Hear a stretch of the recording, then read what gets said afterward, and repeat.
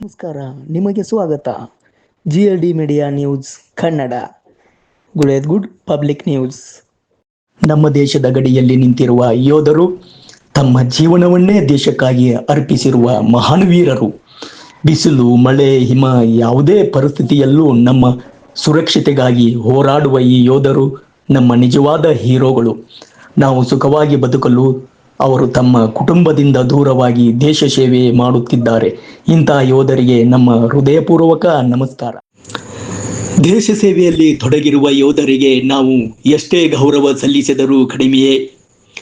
ಇದೇ ರೀತಿ ನಮ್ಮ ಜಿಲ್ಲೆಯ ಹೆಮ್ಮೆಯಾದ ಅಗ್ನಿವೀರ ಯೋಧ ಕೃಷ್ಣ ಯಂಡಿಗೇರಿ ತಂದೆ ಹುಚ್ಚೇಶ್ ಹಾಗೂ ತಾಯಿ ಗೀತಾ ಅವರ ಮುದ್ದಿನ ಮಗನಾಗಿ ಪ್ರಸ್ತುತ 1 ವರ್ಷ 6 ತಿಂಗಳಿಂದ ದೇಶ ಸೇವೆಯಲ್ಲಿ ತೊಡಗಿದ್ದಾರೆ. ಕಷ್ಟಕರ ಪರಿಸ್ಥಿತಿಯಲ್ಲಿಯೂ ದೇಶದ ಭದ್ರತೆಗೆ ತಮ್ಮನ್ನು ಸಮರ್ಪಿಸಿಕೊಂಡಿರುವ ಈ ಯುವ ಯೋಧ ನಮ್ಮೆಲ್ಲರಿಗೆ ಹೆಮ್ಮೆಯ ತರುವಂತಹ ಕಾರ್ಯನಿರ್ವಹಿಸುತ್ತಿದ್ದಾರೆ.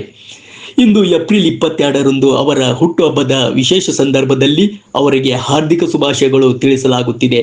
ಇವರ ಮುಂದಿನ ಜೀವನದಲ್ಲಿ ಇನ್ನಷ್ಟು ಯಶಸ್ಸು, ಆರೋಗ್ಯ, ಆಯುಷ್ಯ ದೊರೆಯಲಿ ಎಂದು ಹಾರೈಸುತ್ತೇವೆ.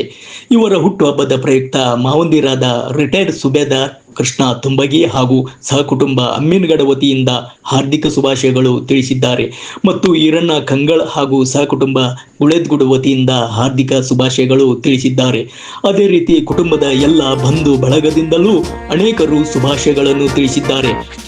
ದೇಶ ಸೇವೆಯ ಪವಿತ್ರ ದಾರಿಗೆ ಕಾಲಿಟ್ಟಿರುವ ಈ ಧೈರ್ಯಶಾಲಿ ಯೋಧ ಕೃಷ್ಣ ಯಂಡಿಗೇರಿ ಅವರಿಗೆ ನಮ್ಮ GLD media Kannada news channel ವತಿಯಿಂದ ವಿಶೇಷ ಶುಭಾಶಯಗಳು.